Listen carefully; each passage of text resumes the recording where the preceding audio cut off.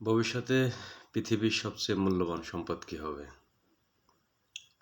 একসময় ছিল পৃথিবীর সবচেয়ে বড় সম্পদ সোনা, তারপর এলো তেল। কিন্তু আগামী 20 থেকে 30 বছরে সবচেয়ে মূল্যবান সম্পদ কী হবে?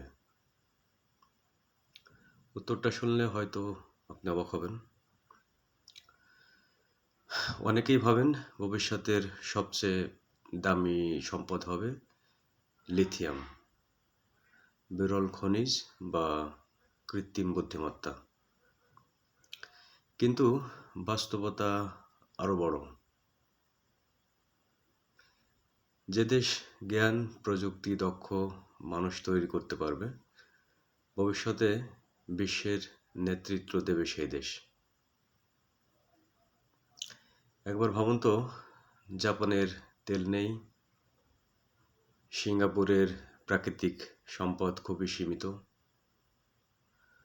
দক্ষিণ কোরিয়াও খনিজে সমৃদ্ধ নয়,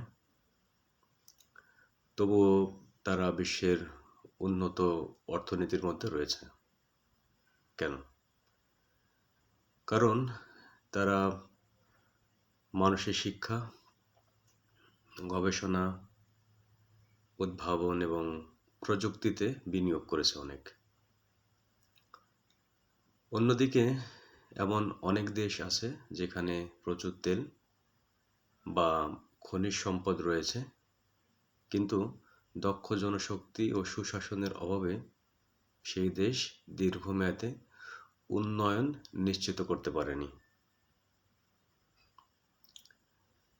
আরেকটি সম্পদ ভবিষ্যতে আরও মূল্যবান হয়ে উঠতে পারে, যেমন বিশুদ্ধ পানি।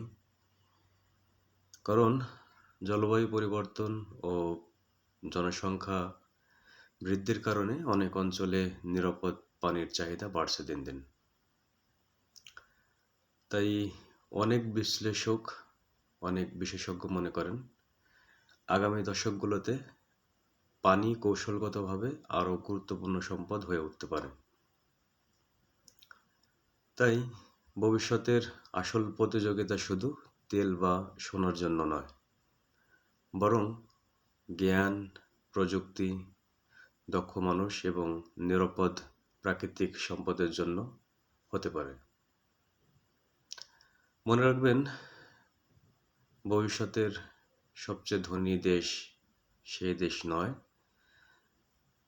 যার মাটির নিচে সবচেয়ে বেশি সম্পদ আছে, বরং সেই দেশ যার মানুষের মাথার ভেতরে সবচেয়ে বেশি জ্ঞান আছে। আপনার মতে আগামী 30 বছরে সবচেয়ে মূল্যবান সম্পদ কী হবে বলে আপনি মনে করেন? জ্ঞান, বিশুদ্ধ পানি, নাকি কৃত্রিম বুদ্ধিমত্তা? কমেন্টে আপনার মতামত জানাতে ভুলবেন না। সবাই ভালো থাকবেন। আসসালামু আলাইকুম।